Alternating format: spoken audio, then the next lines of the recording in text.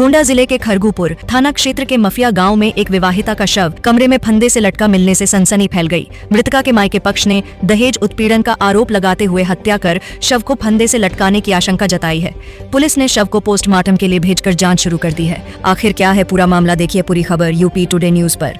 तो बता दें कि उत्तर प्रदेश में गोंडा जिले के खरगूपुर थाना क्षेत्र के मफिया गाँव में शुक्रवार को उस समय हड़कंप मच गया जब एक विवाहिता का शव उसके कमरे में फंदे से लटका मिला। घटना की सूचना मिलते ही स्थानीय लोगों की भीड़ मौके पर जुट गई। सूचना पर पहुंची पुलिस ने शव को कब्जे में लेकर पोस्टमार्टम के लिए भेज दिया और मामले की जांच शुरू कर दी। मृतका की पहचान जरीना पत्नी हुसैन निवासी मफिया गांव के रूप में हुई है। बताया जा रहा है कि जरीना मूल रूप से बहराइच जिले के विशेश्वरगंज थाना क्षेत्र के ललित नगर स्थित हवलदारपुरवा की रहने वाली थी और करीब 5 वर्ष पहले उसकी शादी हुसैन के साथ हुई थी। मायके पक्ष का आरोप है कि शादी के बाद से ही जरीना को दहेज की मांग को लेकर लगातार प्रताड़ित किया जाता था। परिजनों का कहना है कि उसके साथ मारपीट की जाती थी और मानसिक तथा शारीरिक रूप से परेशान किया जाता था। कई बार शिकायतें भी हुई, लेकिन समझौते के बाद मामला शांत हो जाता था। इसके बावजूद प्रताड़ना का सिलसिला जारी रहा और शुक्रवार को जब जरीना का शव कमरे में फंदे से लटका मिला तो परिवार पर दुखों का पहाड़ टूट पड़ा। मृतका के पिता निजामुद्दीन और भाई सलाहुद्दीन ने ससुराल वालों पर आरोप लगाया है कि जरीना की हत्या करने के बाद सबूत मिटाने के लिए शव को फंदे से लटका दिया गया। मृतका के भाई सलाहुद्दीन ने खरगूपुर थाने में तहरीर देकर आरोपियों के खिलाफ कड़ी कार्रवाई और न्याय की मांग की है। बताया जा रहा है कि जरीना अपने पीछे 3 छोटे छोटे बच्चों को छोड़ गई है। मां की मौत के बाद बच्चों और परिजनों का रो रो कर बुरा हाल है। वहीं गांव में भी शोक और चर्चा का माहौल बना हुआ है। फिलहाल पुलिस का कहना है कि मामले की हर पहलू से जांच की जा रही है। पोस्टमार्टम रिपोर्ट आने के बाद आगे की विधिक कार्रवाई की जाएगी। अब सभी की निगाहें जांच और पोस्टमार्टम रिपोर्ट पर टिकी हैं। भैया आपका? सलाहुद्दीन। कहाँ रहते हो? हवलदारपुरवा ललित नगर। क्या मामला है? बहन को मेरे फांसी पे लटका दिया है मार के। किस लिए, क्या वजह था? मेरे बहन को दहेज के लिए प्रताड़ित कर रहे थे बार बार। कितने साल से? ये 4-5 साल से लड़ाई कर रहे हैं, मार पीट रहे हैं, दहेज मांग रहे हैं, इसलिए बहन को मार रहे थे और आज मार पीट के उसको लटका दिए फांसी पे। क्या मांग कर रहे थे दहेज में? वो लोग कूलर, फ्रिज, वॉशिंग मशीन और खाना खाने के लिए कह रहे हैं। जब अंगूठी दोगे तब मैं खाना खाऊंगा। अच्छा, इससे पहले भी आपके बहन के साथ में कुछ मारपीट किए हैं? हाँ, पहले भी लड़ाई किए हैं। कितनी बार? 4-5 बार किए हैं। 4-5 साल से ऐसे कर रहे हैं लगातार। मेरी बहन वहाँ रहना चाहती थी, किसी तरह से अपना ज़िंदगी में काट लूँ, लेकिन ये लोग आज मार पीट के लटका दिए हैं। गोंडा के एसपी साहब से क्या कहना चाहते हो? मैं गोंडा एसपी साहब से ये कहना चाहता हूँ कि मुझे न्याय मिलना चाहिए। किन लोगों से विवाद होता था? कौन लोग ने मारा है?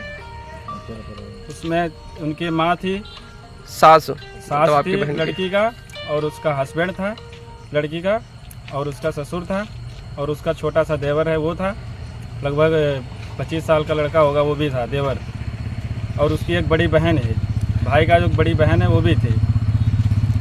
जब से आप शादी किए तभी से कितनी बार आपके बहन को मारा गया है? कम से कम 4-5 बार मारा गया है। जब से शादी किए तब से दहेज के लिए प्रताड़ित कर रहे हैं बार बार।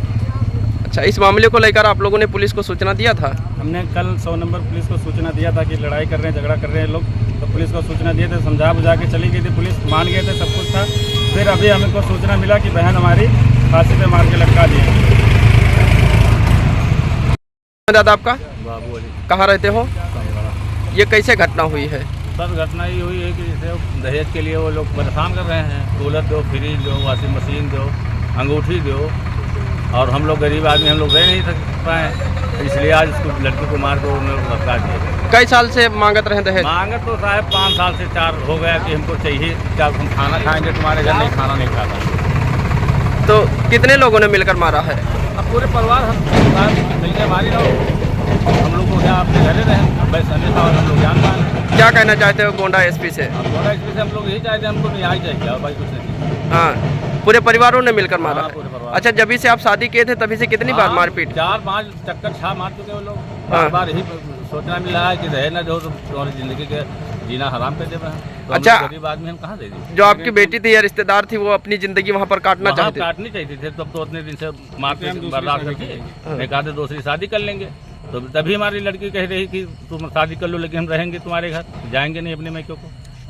जो हमारे बाप के कुछ है नहीं तो हम लोग वहाँ कहाँ दे देंगे? तो जो मैके पक्ष थे वो काफी गरीब से दहेज नहीं दे पाए? गरीब हैं, दहेज नहीं दे पाए इसलिए? इसलिए। कितने लोगों ने मारा है, कुछ मिलकर कुछ पता है? सास उनके पूरे परिवार जितने हैं साहब उतने मारी मिलकर।